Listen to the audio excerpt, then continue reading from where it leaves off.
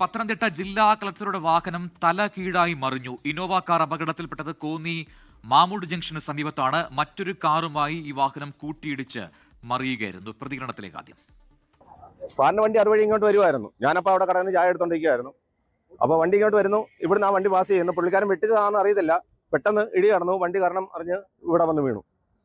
Sir ഫ്രണ്ടിലുണ്ടായിരുന്നു. Driver സാറിന് വലിയ പരിക്കില്ല. നടുവൊക്കെ ഇടിച്ചിട്ടുണ്ട്. മുറിവൊന്നുമില്ല. പിന്നെ പോലീസ് പറയലുണ്ടായിരുന്നു. പുള്ളിക്കാരന് മാത്രം ഒരു ശലം ഇതുണ്ട്. പെട്ടെന്ന് തന്നെ ആംബുലൻസ് വിളിച്ചു. ഞങ്ങൾ പെട്ടെന്ന് തന്നെ കയറ്റി വിട്ടിട്ടുണ്ട്. ഷിജോ കുര്യൻ പത്തനംതിട്ടയിൽ ചേരുന്ന കൂടുതൽ വിവരങ്ങളുമായി. ഷിജോ, എപ്പോഴായിരുന്നു ഈ അപകടം ഉണ്ടായത്? തലകീഴായി മറിഞ്ഞുണ്ടായ അപകടമാണ്. ദൃശ്യങ്ങളിൽ നിന്നും അത് വ്യക്തമാണ്.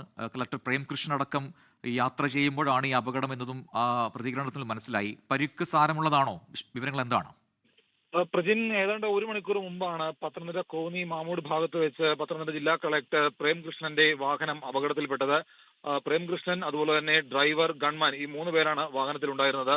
കോന്നിയിൽ നിന്ന് ഒരു പരിപാടി കഴിഞ്ഞ് മടങ്ങി പത്തനംതിട്ടയിലേക്ക് വരുന്ന വഴിക്ക് മാമൂട് ഭാഗത്ത് വെച്ച് എതിർദിശയിൽ വന്ന മറ്റൊരു വാഹനവുമായിട്ട് കൂട്ടിയിടിക്കുകയായിരുന്നു. ഈ കൂട്ടിയിടിയുടെ ആഘാതത്തിലാണ് കളക്ടർ സഞ്ചരിച്ച വാഹനം ഇന്നോവ തലകീഴായിട്ട് മറിഞ്ഞത്.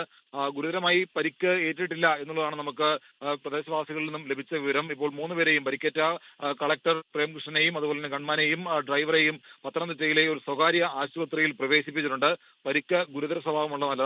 നടുവിന് ചെറിയ പരിക്കേറ്റാണ്, അല്ലാതെ മറ്റ് കുഴപ്പങ്ങളൊന്നും ഇല്ല എന്നുള്ള ഒരു വിവരം കൂടി ആശുപത്രിയിൽ നിന്ന് ലഭിക്കുന്നുണ്ട്. 3:15 കൂടിയാണ് ഈ അപകടം ഉണ്ടായത്. ശരി, ഷിജോ കുര്യനാണ് പത്തനംതിട്ടയിൽ നിന്ന് വിശദാംശങ്ങൾ നൽകി.